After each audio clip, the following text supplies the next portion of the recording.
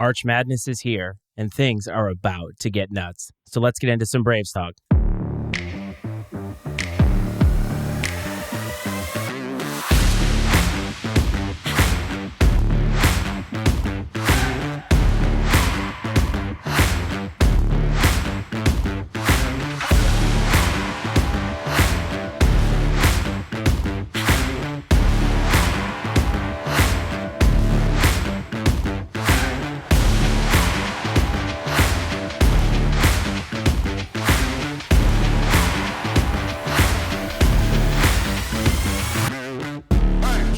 As the march to the Arch reaches its final destination, the Braves get ready to do battle for Valley supremacy. Welcome to Braves Talk, everybody. It's the Iceman, Matt Freites, and across from me, the pals, Coach and OG. Welcome, guys. Iceman, Dad, Braves fans, welcome to Braves Talk. Super excited about this. It is Arch Madness week, which is one of the funnest weeks of the year for me. The Valley tournament is one of the best tournaments in the country, certainly on the mid-major level, and I'm really excited and super pumped about our guest today. Dad, how are you feeling? I'm feeling pretty good. Tired, but always ready for a show. So as the coach alluded to, we do have a guest. And tonight I'm very, very excited to bring in one half of Bradley's ESPN Plus coverage team, and that is Matt McClain. Matt, welcome to Braves Talk. Thanks for taking out the time, my man. Yeah, thanks for having me. I'm a big fan. Can I say I'm the first guest on Braves Talk as well? Is that right? Yes, you are. You are 100%. And it's going to show in the production of the show as we fumble through this whole episode and try to make this happen. But yes, you are the first guest. And I think I speak for Coach and Rick that we hope it's the first of many. Yeah, absolutely. Yeah, absolutely. I'm super excited. Well, we are excited to have you. So you come with credentials. Obviously, I mentioned that you are one half of the play-by-play team for Bradley's ESPN Plus crew. But you were actually at the game in enemy territory this past weekend at the loss to Drake. And we don't want to belabor the fact that it's a loss because we really want to talk about Arch Madness. But I would love to hear about your time that you had in Des Moines. First off, it was an awesome day. Couldn't ask for better weather to travel 4.5 hours each way to Des Moines. Ooh. Would have been a lot better if Bradley got the victory. But it was the Knapp Center, nice venue, 6,000 attendance. And it's kind of like a big, very, very nice high school arena. Like, it doesn't feel like you're stepping into a college atmosphere, kind of. It's like a little bit of a bowl. And anyway, senior day, I thought they would have a sellout. It was like probably about 85% full. Pretty loud. Probably the second best environment we were at this year. My wife and I go to a lot of the games, so we went there with my in-laws as well. And pretty good atmosphere. Second to the Indiana State game for sure. But, Bradley played pretty well for 34 minutes. There was that 4.5 minute stretch at the end of the first half that really killed the Braves. Drake goes on the 17-3 run, I believe, to end the first half. And, kind of the way it's been all season with Bradley is one little lapse in judgment lets a team go on a big run, and that's kind of the difference in the ball game. There's been probably 5 or 6 of Bradley's losses have been that case. So it's tough to have the last game of the regular season be another learning experience. You would think that and hope that they would have learned that lesson by now. But, hey, if you're going to lose a game at the end of the season, make it be the regular season finale as you go into Arch, and don't lose it again now. Yeah, and Brad and Rick and I talked about what was there to play for in this game. Now, Rick, you said there was a lot to play for in this game, and so I think that there are takeaways that can be had. So why don't you start us off with some things that you took away from the game? Yeah, well, if you look at the stats, I looked at it a little bit ago earlier, and if you didn't know what the score was, and you look at field goal percentage at 50% for Bradley, 40% roughly for Drake, 3-point percentage, we beat him by 10 points almost there too. It was like 31-23. You'd have sit there and thought we won by 8 instead of lost by 8, just on those two statistical categories. Then you look at turnovers, 16-8, 25-11 points off those turnovers. Then we go to fouls. Even though the number of fouls was not that drastic, like 4, the free throw attempts and makes, we were perfect, 7 for 7, and they were 96%, 25-26. That was the game. So, and that just tells me we're fouling the shooters while they're shooting. We're not fouling much on the floor, but we're fouling the shooters. And that, to me, tells the story of the game right there. Yeah, I agree. I think that it was the tale of, you could look and kind of tell the story of this game by those two statistical categories, turnovers and then the points at the free throw line. Of course, there are other little things we could point to along the way that, Matt, you alluded to some of the lapses in judgment that happen here or there, and it just sort of turns into, those mistakes start to compound themselves, and then you see Drake on a 17-point run. So you can't win games this time of year playing that way. And I have all the confidence in the world that the coaching staff and everyone's working hard to clean those things up. Another bright spot, though, been banging this drum for a couple weeks now, or at least a few games, is Connor Linke, man. I thought he came in and gave some good minutes.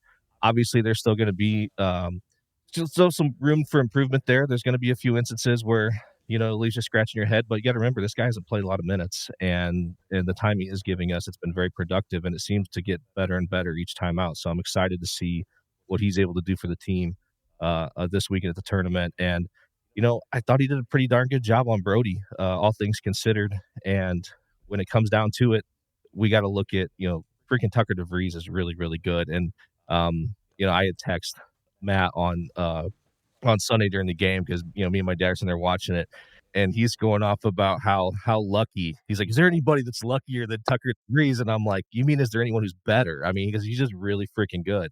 And, the good ones appear to be lucky more than everyone else. So, no, overall, it's kind of one that we can, I think, move past. And we knew going into this game there wasn't a ton on the line other than just going out and putting a good performance together, maybe bolstering your resume a little bit for postseason opportunities.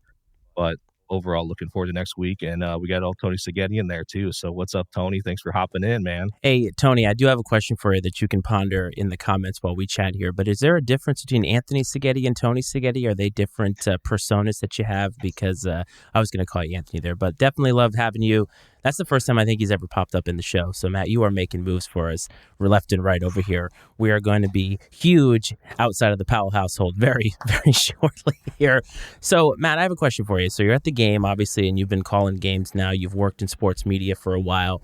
And when you go as a fan, do you find it hard to shut off your sort of like your media mind because you're watching the game as a fan? Obviously, you've been a fan for a long time.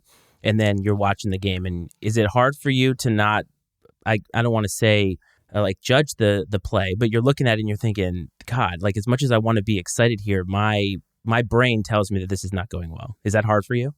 100%. Yeah, I'm very analytical. And I think probably the people that watch a lot of games with me probably get sick and tired of some of the things that I say. I'm around Coach Wardle a lot too. So some of the things that he says kind of rubs off on me. So I kind of see things in both of those directions.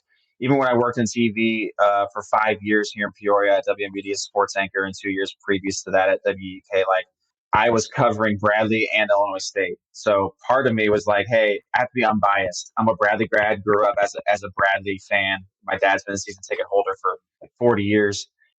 Part of me has always just kind of had like try to be unbiased because I don't want to come up on broadcasts as, pro Bradley when I'm covering Illinois State, when I was working in TV. So I kind of try to balance all of that and like try to think level headed as a fan. But let's be honest, as fan is short for fandom, right? So we all kind of have those moments where we get a little bit too amped up. And I'm sure if you guys were watching the game yesterday, you saw us. We actually were a couple rows behind the Bradley bench freaking out most of the game. So we were trying really hard to get the Braves back into it and probably didn't keep our composure as much as we wanted. But it's tough at times for sure. I just think about all of the big-time announcers and broadcasters, how they always get blamed for being a homer for a certain team. So I think you just need to lean into it. You could be the next Joe Buck, for all we know, because he gets blamed for hating everybody now, right? So I think that you should just lean into it, my man. But that's pretty fun. But so the way I look at it, guys, and you can disagree if you want, but this game, it didn't go the way that we wanted. But that's not really why we're here, right? Because starting this week is Arch Madness, and I think that's what we need to focus on. So, Matt, I want to get just your general thoughts on the team heading into the tournament and not even thinking about matchups or anything, and we're going to dive into that, but just your rapid fire. This is how I feel about the team heading into Arch Madness right now. This team can win Arch Madness. This team has to have 5 through 8 be super rock solid for 3 games. We've talked about the consistency, the continuity, Malvi Leons, Darius Hannah, Duke Dean, Connor Hickman. Those 4 guys get the team going, right? It seems recently, maybe the last 10 games, it's been the front court that's been clicking in a game or the back court that's been clicking in a game. Like, it doesn't even have to be like, all 4 of those top 4 having their A games. we can get away with Mal and Darius, dominating down low, or if Duke catches fire, he leads us to a victory. Connor catches fire, he leads us to a victory. Those four guys, you know what you're going to get pretty much every single night. It's been that way all season. Christian Davis, kind of Linky's throwing in that now. You're talking about, these guys coming off the bench, Demarion Birch, and those 5 through 8, however big the rotation is going to be once it gets down to Arch, those guys have to really, really be locked in. So it's compete, defend, rebound. It's a Brian Wardle team. The defense has been locked in at times here down the stretch. So really got to try to keep some of that momentum going. Obviously, momentum isn't a tangible thing that you can hold on to. You maybe lose a little bit in a loss at Drake, but hey, that was a close game, closer than the scoreline alluded to, minus that 5-minute stretch. So this team can go on down and win. It's really tough to win 3 games in 3 days, but they're built for it. What about you, Powell's? Yeah, we've won 3 before, and but no, I sit there and I think our side of the bracket is going to be so much easier to navigate than that upper bracket. If you look at the teams with Indiana State and who's beat them on that other side of the bracket, but. Yeah, and I agree. And I also remember Wardle saying, Sunday's game, a couple of our stars were not stars. The only guy that really showed up for the most part was Leon's. So we need everybody 1 through 8. Yeah, and Matt, you were kind of talking about this, alluding to it a little bit, how we don't need all 4 of those guys to show up and be stars on the same day. I mean, if they were, great, right? If all 4 of those guys showed up and played to their maximum potential, like this team could go as far as it wants to go. But I do think it's necessary that at least 2 of them show up, right? And if we get 2 of those guys firing on all cylinders, and we do have a good supporting cast coming off the bench, we're going to be a tough team to beat. And because we can beat people multiple ways, but we can't. Obviously with the way we played Sunday, we can't play through one guy. We got to have a couple of those guys show up and be on their A game. And there's no reason not to believe that this team won't be ready to play and those guys won't kind of answer the bell going into Arch Madness. Matt, if there are 2 guys that absolutely have to show up, which are the 2 that you're picking? Well, Matt Leon shows up no matter what. He'll go for like a half of a game, and he'll be a scoreless at halftime, and he'll finish with like 13.7 boards. Mal, I am sure he's going to show up. It's Duke Dean and Connor Hickman. Those 2 guys can go out and win games for Bradley. It's a guard-driven league. The Valley has been for a long, long, long time. They can get hot at any point, and so their 3-point prowess is something that is unmatched in backcourts in the league. Those guys can just really take over games. So it's got to be Hickman and Dean for sure. And I do have a question as well, because Brad and Coach and I have talked about the idea of momentum, and you said it's intangible. Some people don't believe that it's real, and even within in games. And I'm somebody who believes that those intangibles are actually super important because they do have an impact on the game, because if somebody gets hot, the whole team feels it. And do you believe in momentum being something that can actually be harnessed, even though it is intangible? It doesn't show up on the stat sheet. Oh, 100%. You got to have that momentum going. I mean, okay, so it's 27-26. Bradley's leading at Drake, 4:30 to go. They come down. DeVries knocks down a 3, get a turnover, get out in transition, 5-0 run, just like that. Bradley's like, hey, we got to stop this. And before you know it, you look up at 17-3 run to end the half, and that's the crowd getting behind you. That's the big thing about Arch is there's no home court advantage. There are programs that bring a lot of fans and things of that nature, but it's no true home court advantage. I like to think Bradley has the best advantage because they usually bring a ton of fans. However, that momentum is definitely something that contributed to that victory for Drake. And it is something that, it's not like you can say, hey, this is what won you the game, but it's just that feel of the energy for sure. I think it's something that is truly an asset. So I have a question, Matt. We talked about momentum and things like this, or like intangible things. Obviously, with your proximity to the bench and the floor when you're broadcasting, and I'm not sure where you sit when you're just there as a fan, but obviously you're fairly close to the program. What sort of things are you maybe aware of? And I don't expect any sort of like deep secrets or anything, but what sort of things maybe are you more aware of than the average fan? These intangible types of things that allow this team to be as successful as they are, that maybe, like I said, the average guy like me wouldn't notice or wouldn't even be aware of unless I was a little more plugged in. You hear a lot about the family culture around the Bradley program, and it is true. So you're at a game at Carver Arena, there have tendencies, there's times where it maybe get a little quiet. if you sit anywhere in the lower bowl, you can hear Coach Wardle coaching, like the respect that he demands from his players. And, you buy into that program, you're coming in, you understand you're going to get coached tough. That's one of the things that Coach Wardle always says about when he tries to get European players, is how coachable they are. And they come over and they understand they have to work hard. You can get in their face. Sometimes that's what you have to do. The thing that I would say that maybe I'm more privy to, or I see more, is just how much everybody in the program cares for one another. It's like a cliche, it's your family or whatever. But if guys are in the Bradley program right now, it's because they care for one another. They believe in Coach Wardle and everything he's done. You look at the blueprint he's laid in this 8+ years now in his 9th year, and really that consistent excellency that they have had and building up this program. It really is a family affair, and it shows by the assistant coaches that have stayed with them. Coach Bargan and Coach Foster have been here for those years too. So it's just really cool to see all those guys kind of work together in that fashion. No, and that's great you said that, because I think that sometimes from a distance as a fan, you start to see different, narratives that get spun up about, people's perception of maybe the relationships within the program. And I've, as a former coach for a long time, multiple sports, and like I've always dealt with angry parents and people that think they know what's going on. But I've always said, like, I err on the side of like trusting coaches, right? And trusting that there's a lot of things that me as a fan that just sees 40 minutes twice a week have no idea about. Like there's a lot of thought and rationale that goes into these decisions, and whether it's substitution patterns or lineups or the way that the players are handled in different situations. Like I believe it's all very well calculated, and I don't think for a second that you would pull a player to the side and that they would and express your crazy fan opinion that they would agree with you. I think they would be like, no, like this is what happened. Like I was wrong, or I was supposed to. I think from what I gather, coach seems to be a pretty straight shooter. And I think those guys respect that. I mean, I respect that just as a person, and I always tried to coach that way. And I think that maybe we don't always know the full story. And so I think that's important to remember as fans.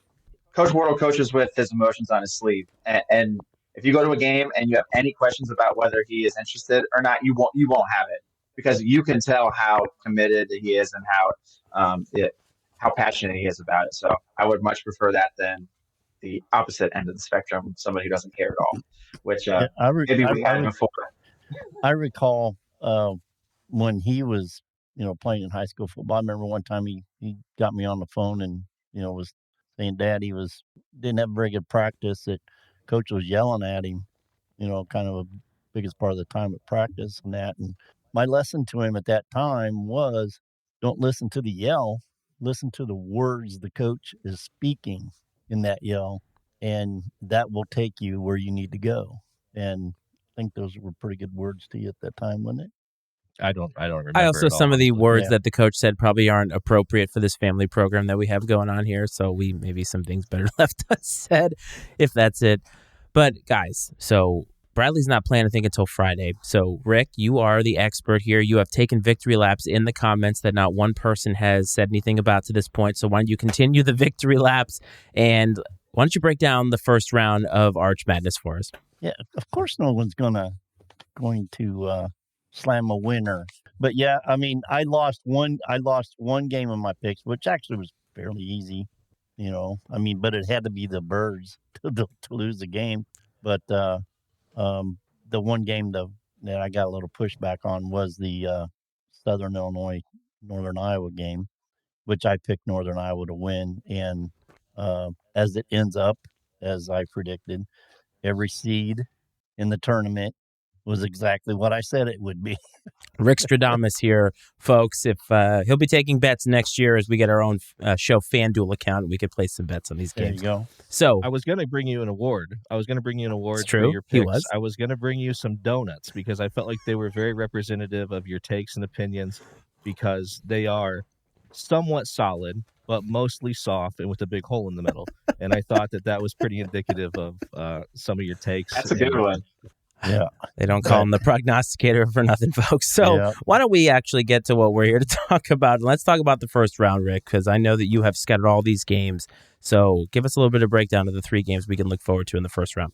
4 games. Whatever. You got it. Let's go Missouri State and Murray State, the 2 M states. Throw up a coin, figure out which one's on that one. I would probably lean more to Murray State because I just think Missouri State is a little not organized yet or still, and so I think Murray State probably pull that one off. Valparaiso Belmont, to me it's easy. Belmont will take that one again. Illinois State Evansville, the way Illinois State's played lately or last game, I'll go Evansville on that one. And then UIC Southern, that's toss up also.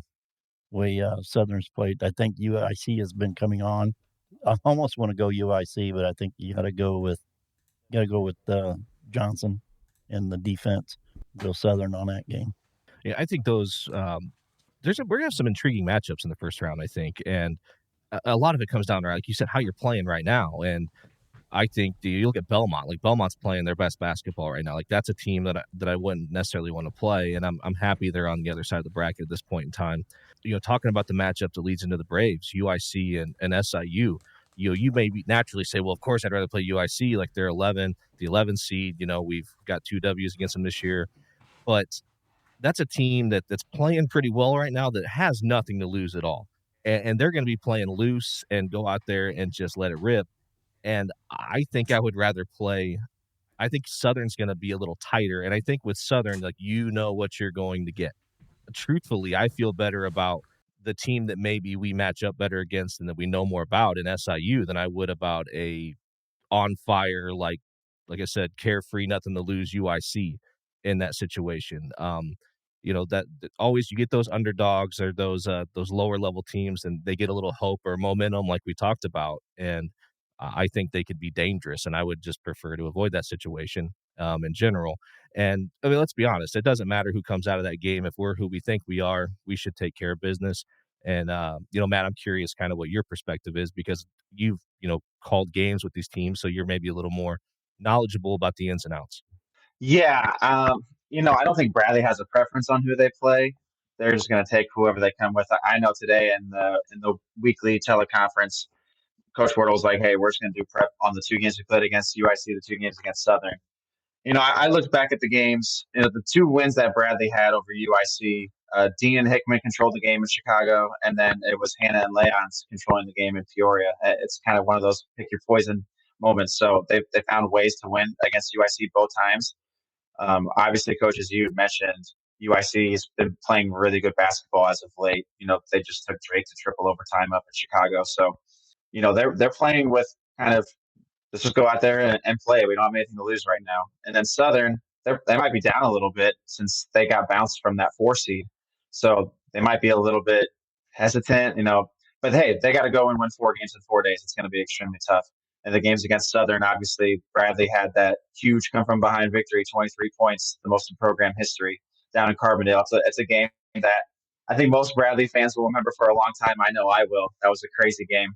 And then they just destroyed Southern, the other night at Carver. So kind of 2 game plans that were extremely different between the games that Bradley played in Carbondale versus in Peoria. So, look, they have tape on both of these teams, ways that they can beat them. If I was saying who I would prefer to play, I honestly think I would prefer to play UIC. And that just goes to say, like, hey, Xavier Johnson is one of the top scorers in the league for the Salukis for a reason. Bradley has played against him very, very effectively in this 2 games, 13.5 points per game he's averaging against the Braves. And, he's one of the top scorers in the country for a reason, in that 23, 24 points per game mark. Bradley's held him to under 14 on average in the 2 games that they played.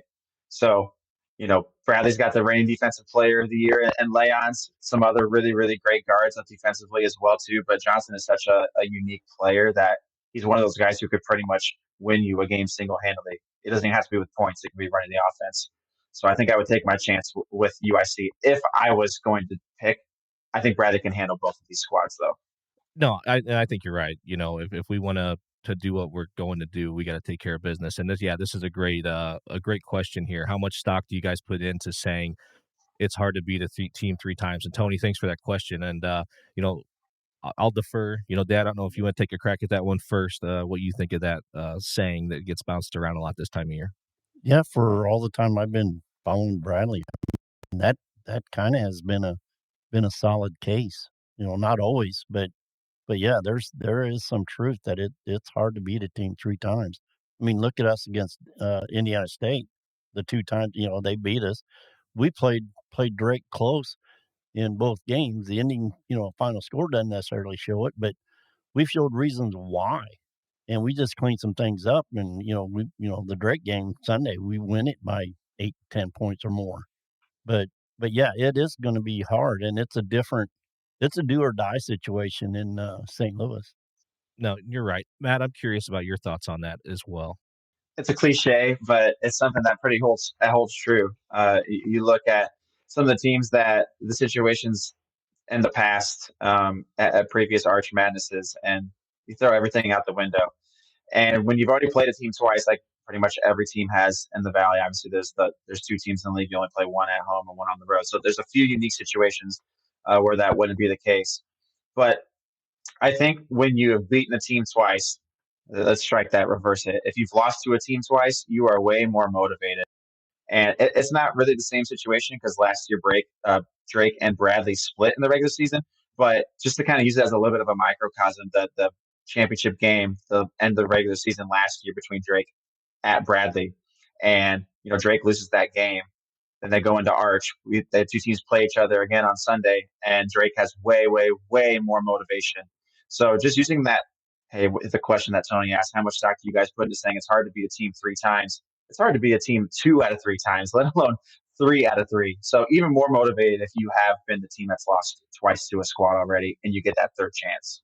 No, I agree, and I think about I kind of go back to my coaching days. I was coaching wrestling and junior high, middle school wrestling, and we had a kid that he was undefeated all year long, and there was a kid from another school. These guys probably wrestled 6 times throughout the season, and it kept getting closer and closer and closer every time. And we were in the same regional as them, in the same sectional as them, and like the regional match went to overtime, and our guy had won all of them up to this point. Well, sectionals, we lose. Our guy loses to their guy. And he's super. I'm like, listen, like this had to happen. And our guy went on to actually wrestle the same kid in the state championship next weekend and beat him. And I'm like, if you hadn't lost to him last week, you would have lost to him this time, And like you had to like finally have that experience of like accepting that like this guy's good enough to beat you. And so you went out in the state championship instead of wrestling not to lose, you went out and wrestled to win because now you knew you had to wrestle good enough to win. And I look at it like that a little bit. I think once you kind of like last year with what Bradley did to Drake in the last game of the regular season, it's like Drake had to have that moment of, okay, like if we aren't at our best, this team can get us. And so, we've got to be ready to go. And then we saw the effort that they put out in the championship game on Sunday last year. And there's a number of things that played into that game. But I do think that it's probably more so kind of that mental acceptance of, okay, like if you do get beat by a team during the regular season, that you maybe take them more seriously, like in even a subconscious kind of way. And it looks like maybe the Iceman is back in business. See, this is what I get for having actual equipment up here. I should just do it on my phone the way that everybody else does it and gets big. So my apologies, gentlemen. I have been keeping up with what's been going on, and I think you guys are talking up a good time here. Not that I could really add to this because I think you guys are locked in on this, and you guys are asking all the questions and apparently stealing all of Tony's big points that he was going to be talking about. So apparently we're doing something right here. But I do have to ask all of you, if there is a best case scenario for Bradley, what would it be for them to win the Arch outside of the stuff we talked about already? But are there certain teams outside of, let's say, Drake and Indiana State obviously need to lose, but is there like a happy path for them? Yeah, I got it. Go. You beat Southern, you beat Drake, you beat Indiana State. You want them all. You punch your ticket to the big dance. That's me. All right. I want to beat those teams. Do you want to beat? All right. I know they do as well. So. And what is it that Ric Flair used to say? You want to be the best, you got to beat the best. No, 100%. Right. And yeah, I think that you absolutely, not that, who cares, right? You punch your ticket, you're there, but still you don't want to have that, maybe that narrative out there. Well, it's, Indiana State got knocked off by Murray and then, Valpo upset. But I mean, you don't want there to be some narrative that you had an easy way. Not that matters in the end because you're going regardless, but I agree. Like it would feel really nice to go through those 3 teams on the road to the tournament, because that would just remove all doubt that that you are the best team, at least you were that weekend, and that you belong in the NCAA tournament. Yeah, I mean, don't you want to get revenge for last year too? The way that the season ended in the final of Arch Madness, like, don't you want to give the receipt back? I would. Yeah, I don't know. Last year was last year. I mean, we got this year. Let's take it one game at a time. Friday night, start it. I need some revenge. Take care I need of whatever revenge. team. I need there to be pettiness. modest. in Yes, we want to take that receipt. Revenge. Thank you. The best revenge this year will be to take care of Drake on Saturday and Indiana State on Sunday. That'll be the best Very revenge. diplomatic. Very diplomatic of you, OG. Yeah. So, Matt, I think you told me offline that you're going to be at Arch Madness as a fan, right? So what are some of the things you will be partaking in on a Bradley perspective while you're in St. Louis?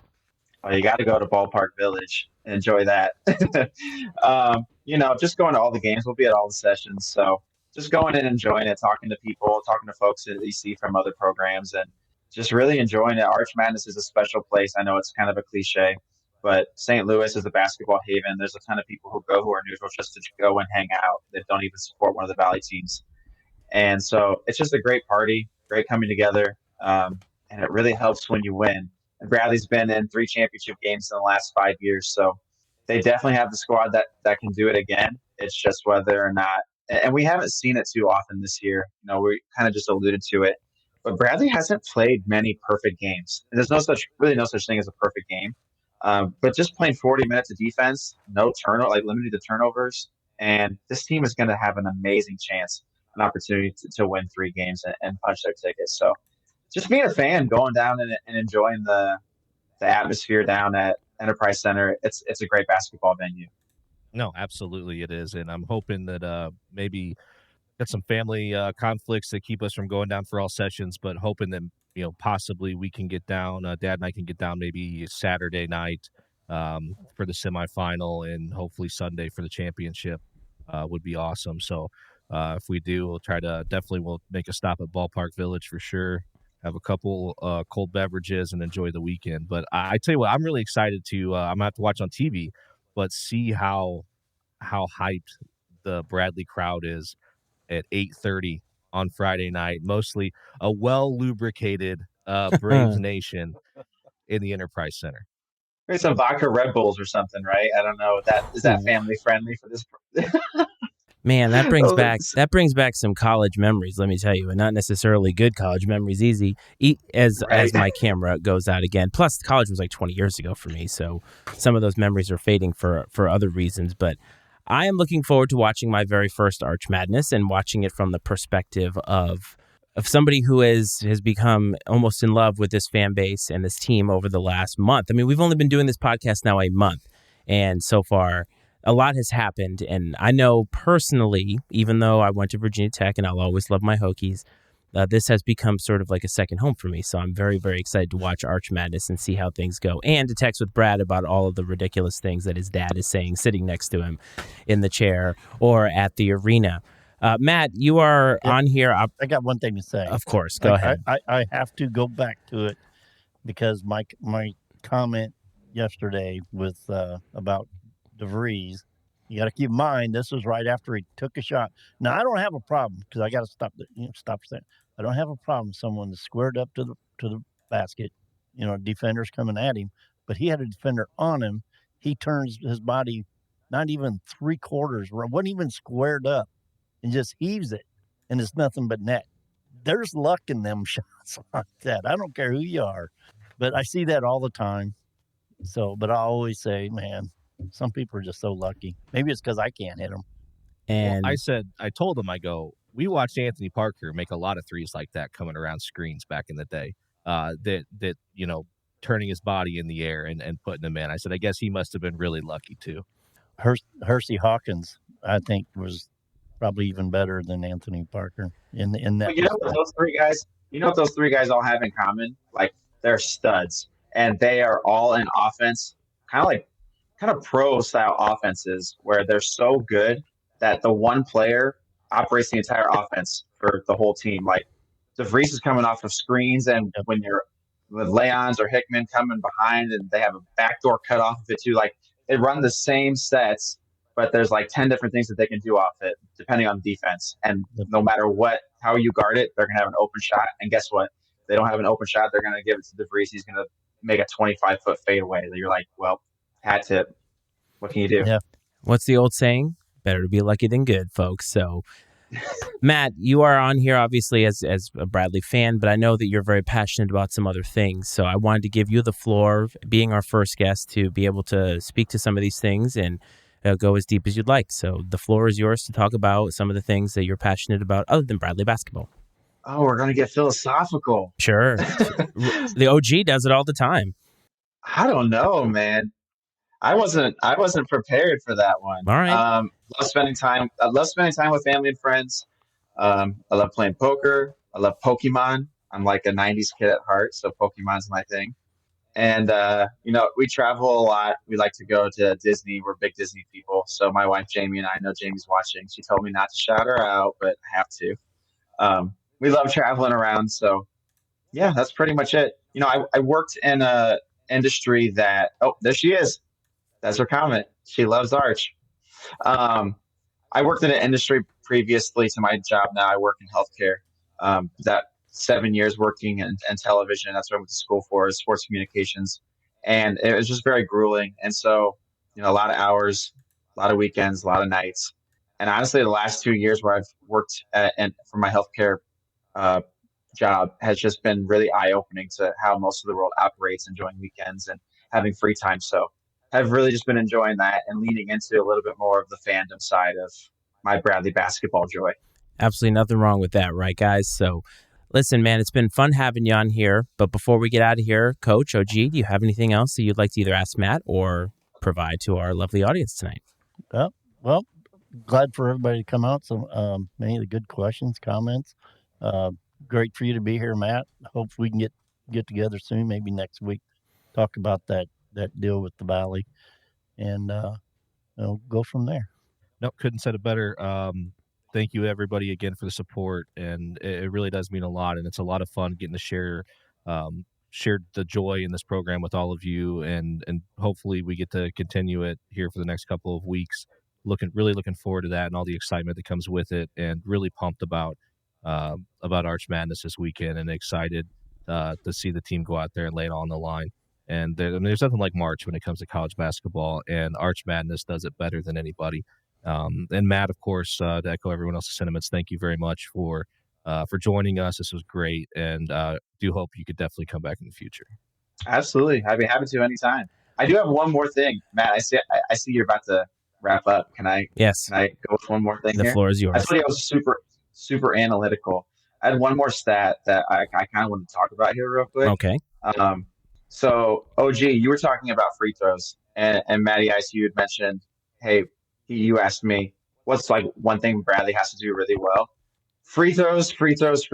I took a little bit of a dive into this. This is kind of what I do for my prep for games. So I don't have a game to broadcast. So I want to throw this out there. Bradley's first 13 games of the season, they had shot 67% from the free throw line. And free throws attempted per game was just under 18. So obviously 67% from the free throw line, not very good. Getting to the free throw line 18 times is not terrible. So that was the first 13 games of the season. That goes all the way up to the last game in 2023. Turn the calendar to 2024. We played 18 games in 2024. The free throw percentage has gone up 11%. So we're up to 78% in those 18 games Bradley is. That's the 96th percentile among Division I teams. That's excellent. You look at free throws attempted per game, it's down to 14. So we're shooting 4 less free throws per game. So what that's telling me, that there's been a little bit of debauchery with some of the discrepancies in fouls. I'm not going to say anything about referees or things of that nature. What it does tell me is perhaps Bradley is becoming a bit more tentative on the offensive end and not being as aggressive. They are a three-point shooting team. They got to get the ball inside. They got to try to drive the seams, kick out, get that going. But like the more you drive, the more you're able to do that, be aggressive, get to the free throw line. Like the Achilles heel, the first quarter, half of the season was, hey, like these guys can't make free throws right now. What's going on? Like, but it's been extremely good since then. Like since the NBC Valley play kind of restart after the 2 games that you play, and then you finish your non-con. But just in 2024, the last 18 games, 78% from the free throw line is amazing. But they just got to get to the line more. So that is a huge key for these 3 games that they're going to play coming up this weekend. Get to the free throw line, be aggressive, don't foul. No, that's excellent. I'm super pumped you shared that, man. Those are some great stats that are very eye-opening in the big picture. So thank you for sharing that. I mean, I had to get it off my chest because it's been burning a hole all day, and I'm like, all right. And then Rick, you said stuff about the free throws. I was like, I should have said it then. So often in March, games are won and lost at the free throw line. If there's something that drives me more nuts than anything in sports, it is missed free throws late in a game. So I love that stat as a statistician. I can't be happier to hear percentiles, and it gets me all jazzed up. So I'm very, very excited. But Matt, it's been a pleasure having you. For everybody who is on here, this is easily the biggest audience we've ever had. I'm not going to regale you with all the social media stuff because if you are here, you already know how to find us, and you have been supporting us. So from me, the OG, from Coach, and from Matt too, I want to thank everybody. I'm looking forward to Arch Madness, but we'll see you hopefully before Bradley's game against whoever it is going to be in Arch Madness. So I hope everybody's well and safe, and we'll see you next time. This is Braves Talk.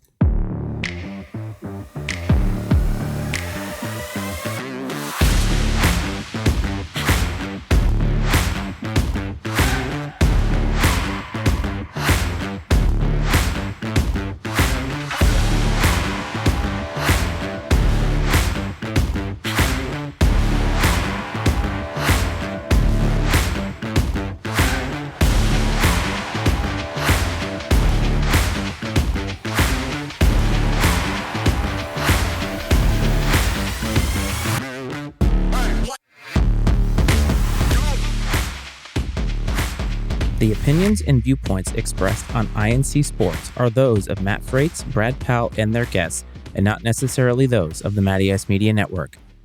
I&C Sports is exclusively owned by Matt Freites and Brad Powell and is brought to you by the Matty Ice Media Network.